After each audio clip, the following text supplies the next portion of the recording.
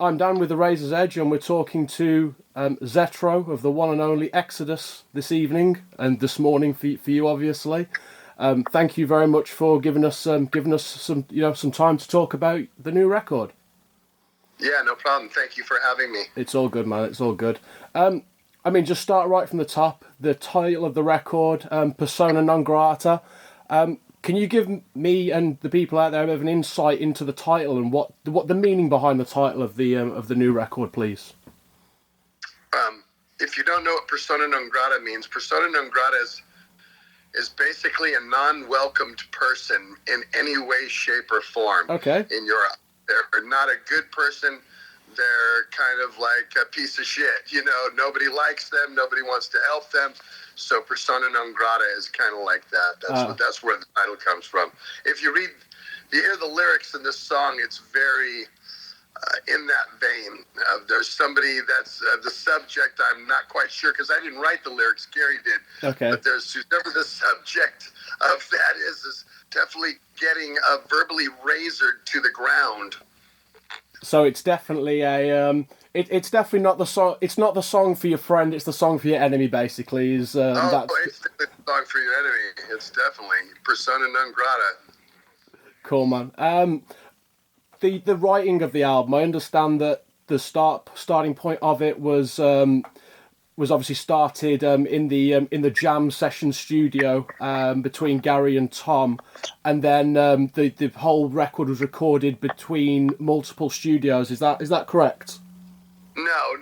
Oh, excuse me. Tom lives in the mountains. Okay. In Lake Almanor, and Gary and Tom had went up there in probably started in April, May of 2020. Okay. And they call it Jam Camp. Oh, Jam Camp, excuse me. And they basically put the songs, the structures of the songs together then. And then they had pretty much the whole songs, all the songs with structures to them. But there's always stuff that gets added in and stuff that gets written later. And then we all went up there around the last week of August of 2020, and pretty much the recording was through all of September and October of 2020. But the pandemic left us a lot of time to be able to listen to it and actually go back and change or fix things we didn't like or listen to better. So we never had that luxury in the past. So it worked out well this time for us. Okay, so you were able to spend time tweaking to be able to get it at the point where you were just 100% ready to unleash it, basically, and get it out there for people. I think Andy Sneap must have mixed it 17 times. Shit, you're not. And then I fixed stuff probably 4 different times, 2 months after with the initial recording. We'd never had that luxury before. I mean, it was always either the studio was being used, which wasn't the matter here because we recorded it in Tom's man cave up in his property in the mountains in Northern California. And nobody was going on another project or out on, it was like, oh shit, get this done. Because Andy's got to go out with Judas Priest or something like that. He was home, everybody was home. So it worked out well for us to be able to give the product that we were able to give. So you kind of took that you took that time to really kind of as a luxury to be able to. No hurry. Yeah. It wasn't like, oh shit, we're gonna get the record out and we're gonna be out by spring and then we'll be doing all the summer shit. We knew that this year was all a wipe, even as the pandemic was, coming to a close, or at least it seemed like it anyway. And we knew that it was going to be probably later in the year like it is now, because the release date is, it's next month, the 19th of November, which really, if you think about it, for me, it was recorded a year ago. Yeah. I mean, we actually did the recording a year ago, and I mean, back in the 70s, another bands would have 2 albums out in that time, you know what I mean? So it just seems like we wanted to be able to play as soon as it came out. Yeah. So, and holding it any longer was not the idea. So we're ready. The world is ready. November 19th. That's good to hear.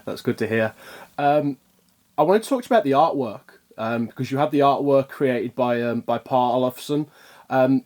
Did you give him the concept, or was that kind of you gave ideas, or did you have the vision of what you wanted the artwork in your head and pass that over? If Gary did, he might have gave him some ideas, but the great thing about Parr is he's sick and twisted minded like all of us are, so we can let somebody like that roll with it, you know what I mean? And it's more like, to us, it's like, holy shit, look what Parr came up with on this, and so I don't think there was even much tweaking going back and forth. When I saw it, I was like, oh my, the only thing is the logo was a different color. I know they changed that part of it, but it pretty much was. He did Blood In, Blood Out, which I thought was one of, if not our best album cover. Now this one is. Because this is the third. Is this the third piece of artwork he's done for Exodus? Yes. I wanted to ask you about kind of the return to playing live, because there's been, I think you've done three shows since live music's obviously returned. You did Psycho in Las Vegas, Full Terror Assault, and was it Aftershock you did this a couple of weeks back? Last Thursday, a week ago today, actually. And obviously you were in Europe when kind of the pandemic halted live music. Have you seen a difference in the reaction, as in kind of like how hungry the crowd have been when they've been coming back to live music compared to prior to the pandemic? Or is it just that it's an Exodus show and everything's crazy all the time anyway?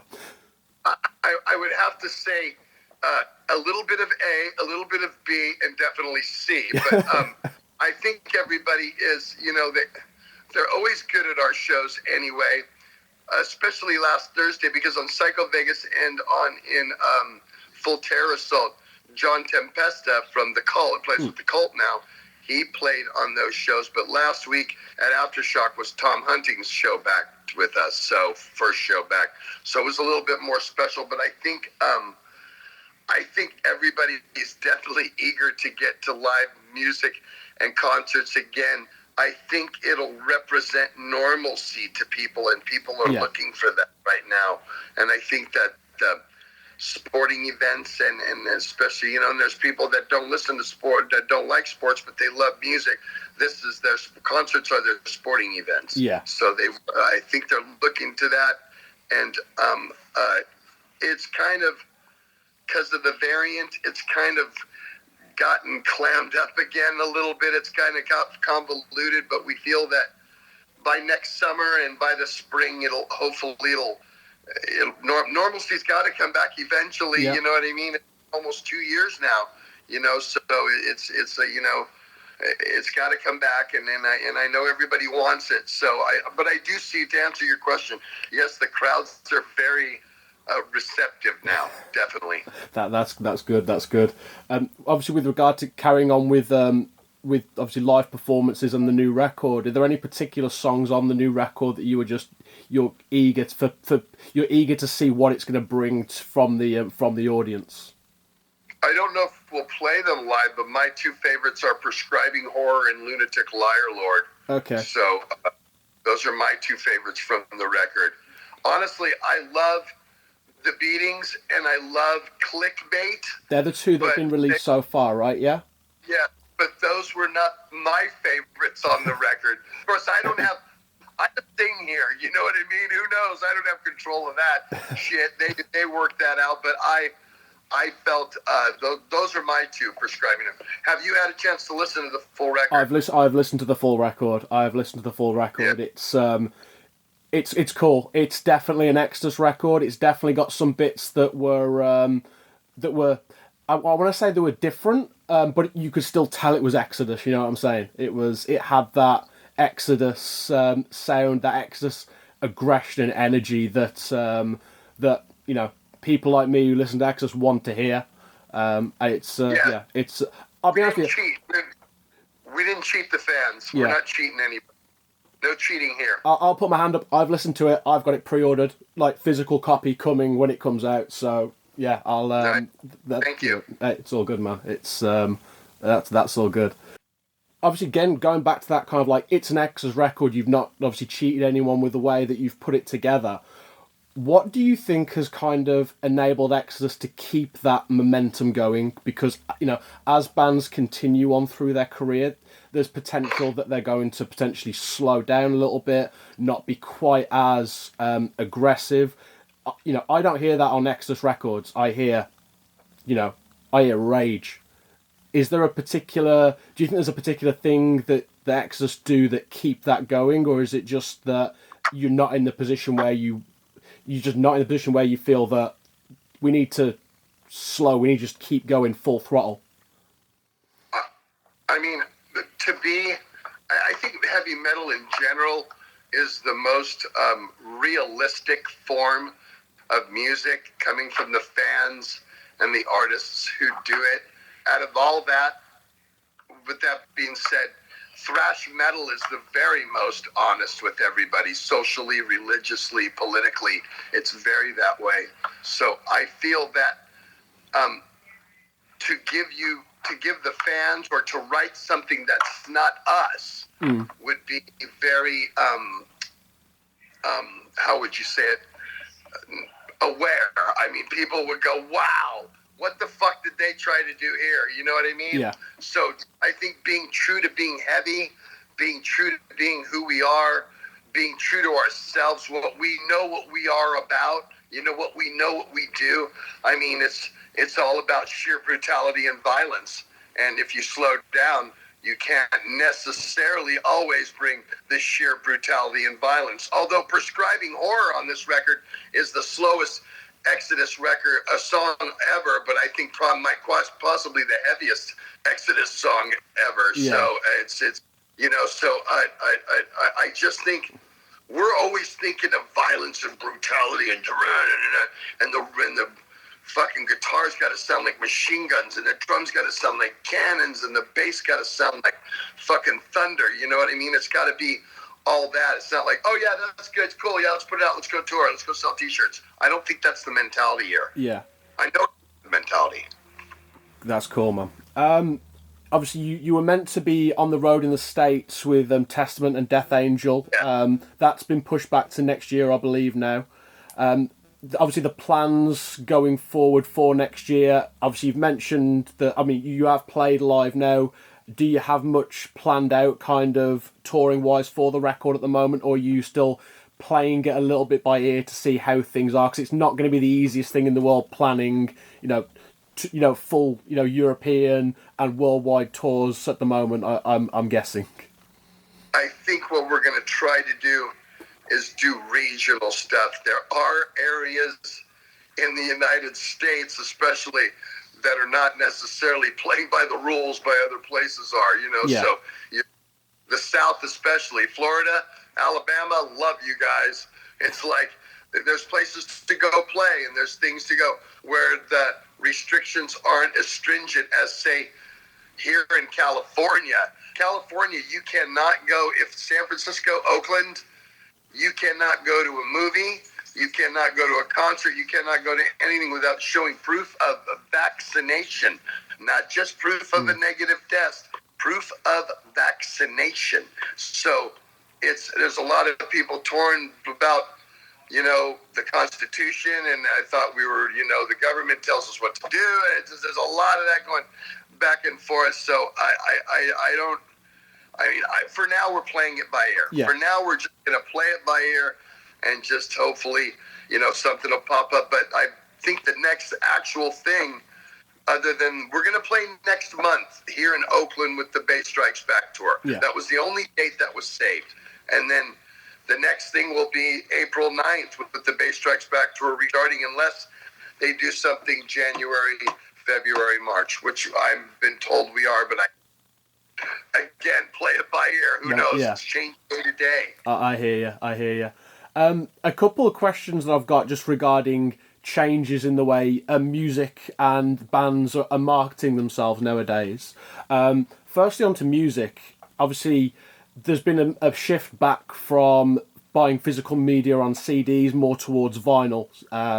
Do you have kind of a preference yourself on what you would look at purchasing or prefer listening to music through? Would it be on CD, or would you be, more preferring listening to it on 12-inch or 7-inch, for example? I want vinyl. I think I grew up on vinyl. I'm 57 years old.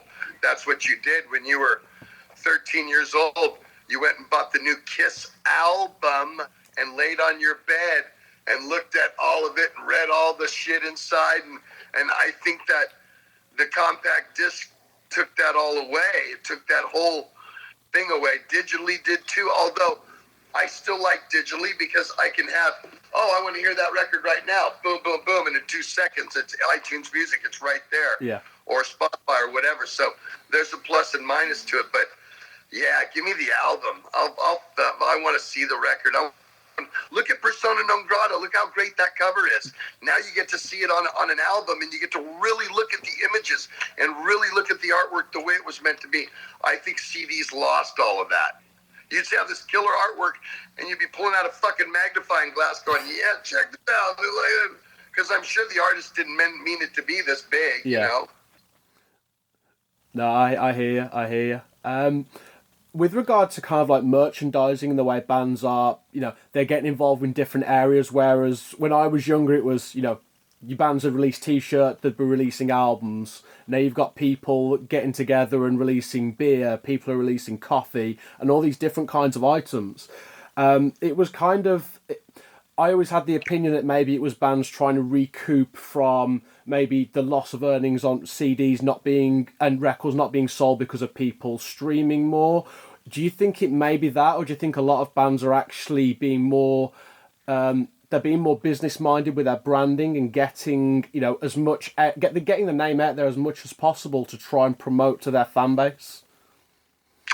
I think it's the sign of the times, and as you look at it, and what's the word? It's not what you want; it's what the consumer wants. You know what I mean? So they love, because we did a beer about 2 years ago. It was called the Toxic Malt. Okay. And company out of Missouri did it. Three Floyds Brewing Company made it, and people loved it. And I know I just had Chuck Billy on my podcast or webcast yesterday. There's a Testament coffee. Everybody's got coffee. And so I think it's the medium, but there is no more money made on record sales unless you're Ariana Grande or in that Justin Bieber, because that's who buys that type of thing. For us, the album is the catalyst for everything else that happens. And I'm sure, Iron Maiden probably sells 100,000 units, 150,000 units when they used to sell 1 million, because people can just offer it up to each other, and it's on so many different platforms. But then they go out on tour and they sell fucking stadiums out, and everybody in the stadium's got an Iron Maiden t-shirt on. Yeah. So, like I said, the records are definitely important because the music is the bottom line, but I believe for our type of music, it's just the catalyst. Especially heavy metal doesn't get any attention from anything. So there's no top 100 heavy metal on the Billboard chart, but there's top 100 hip hop, so there's not that. So until that, and that'll never happen. So that's why, again, the metal only needs each other. We only need the fans, and they only need us, and we'll survive, no problem. Because like I said, a band like Iron Maiden sells 100,000 units, actual physical copies, maybe 150,000, but they go out on tour and play in front of 65,000 every fucking night. And so you do the math. You know what I mean? It's where it's at right now. Yeah. If you came to Exodus 2, we don't do the numbers in actual physical record sales that we used to do, but we do bigger numbers now, you know what I mean, and other things, you know what I mean? So it's all the catalyst too. And what used to be, I have this poster on my wall when we toured Black Sabbath from 1993, and it was to get in to see Exodus and Black Sabbath, it was $13 to buy that ticket. Okay, and if you bought a T-shirt that night, you could buy a T-shirt for $15, and an expensive one is $25. Where's that stuff at now? Yeah. Right. Why? You know why? because we all had to figure out how to make money in this industry somehow. And unfortunately, that was the way we make it, and that's how we make it.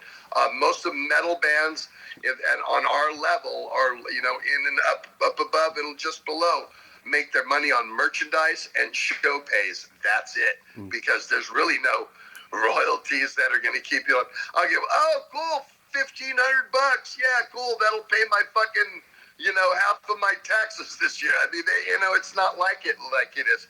Like, you know, if you're fucking, you know, selling millions and millions on that Justin Bieber numbers, but metal doesn't do that. And especially since the digital age, it just hasn't. It won't, and unfortunately. You mentioned you got a podcast, Zetro's Toxic Vault. Zetro's Toxic Vault. Can you tell us a little bit about the podcast, about what, about obviously the topics that you kind of cover on it, and the people that you normally will have as guests on that? I have lots of the Bay Area, the old school guys, and the stories from people that, you know, people want to hear from. I mean, I've had Forbidden Non-Testament guys on, Violence guys on. I've had Matt and Lars from Rancid on. I had Waddy on one time. I do movie reviews. I smoke weed the whole time because I'm in California and it's fucking legal, so I can do that. And so I just, like a couple of weeks ago, I had these guys. It didn't get many views, but they extract oil from the pot plant and make those little capsules. It was kind of interesting. I have different guests on. Chuck, Billy, and I were on yesterday live talking about the postponement of and what Testament's doing, of Bass Strikes Back and what Testament's doing, and a couple other things. And if you go to my channel, which is all you got to do is go to YouTube and just hit the search, Zetro's Toxic Vault, all the episodes stay there. So they're there for 2 years. Bobby Gustafson from Overkill, you know, a lot of the Bay Area guys, anybody coming through. I make stoner candy. I do all kinds of funny shit on it, but it's in my set. It's a visual. It's really good. It looks cool. It's fun to do. Cool. Zetro, thanks very much for your time. Is there anything you'd like to add for people to obviously check out, or any final words for people? November 19th, Persona Non Grata. Do yourself a favor. Put your fucking seatbelt on. That's all I can say.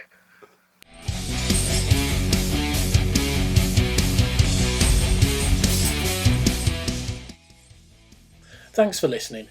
Make sure you keep up to date with future episodes by subscribing to our channels. For more information on this podcast, or for all the latest music news, reviews, interviews and more, head over to our website www.therazorsedge.rocks.